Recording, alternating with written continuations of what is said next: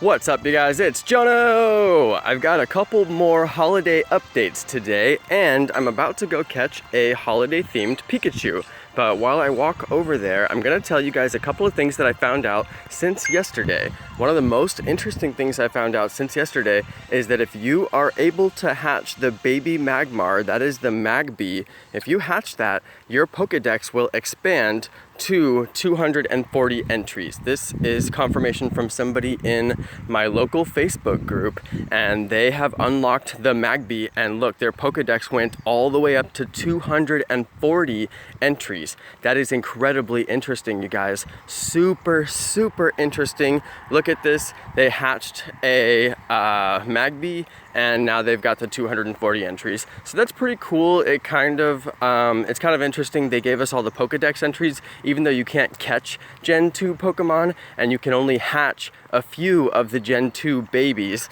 Let's go look at the babies that we know you can hatch right now and what eggs they come out of. This was put together by the Collector IO, so that's pretty cool. Igglybuff and Cleffa out of 2Ks, Pichu and Togepi out of 5Ks. We finally get confirmation on that. And Elekid, Magby, and the baby Jinx, which is Smoochum, as the 10km eggs. So let's head back over to Pokemon Go. I've actually hatched quite a few eggs today already. I hatched this Pinsir right here just a few minutes ago. I was very disappointed by that. I also hatched two 2K eggs. I hatched a Weedle and a Magikarp, and that's kind of lame as well. So I was pretty bummed about that. But nothing I can do about it, so I'm just gonna keep on catching the holiday-themed Pikachu. That's pretty much the only joy that I have during this event. Let's see where he is. It says he's all the way at the far stop, so I'll have to walk all the way over there. But the main thing here is that the eggs are the event. The whole event so far is completely 100% based around the eggs. So basically you're gonna need to buy some incubators. I think that this is kind of an event to get people who don't normally buy incubators to get into the habit of buying incubators, because most people that I know, they get a lucky egg here and there. They might get an incense when it's free from a level up, but they don't really buy the incense.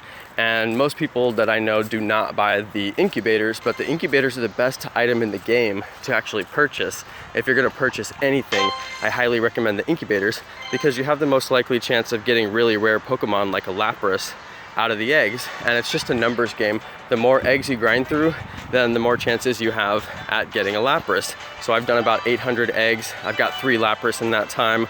I know somebody who's done a little over 1,000 eggs. He's got 5 Lapras in that time. So pretty comparable in the number of Lapras and the number of eggs that we've both hatched. That dude's a level 40. He's on the Facebook group. Shout out to him. He knows who he is. But yeah, I think he's got 5 or more Lapras, which is pretty impressive. I've only got 3 now. So just based on the number of eggs he's hatched and the number that I've hatched, they're pretty comparable. He's a few hundred eggs ahead of me, and he's got a couple Lapras ahead of me as well. So pretty interesting. So let's see, I caught this holiday Pikachu. Looks like he's really strong, but he's not perfect.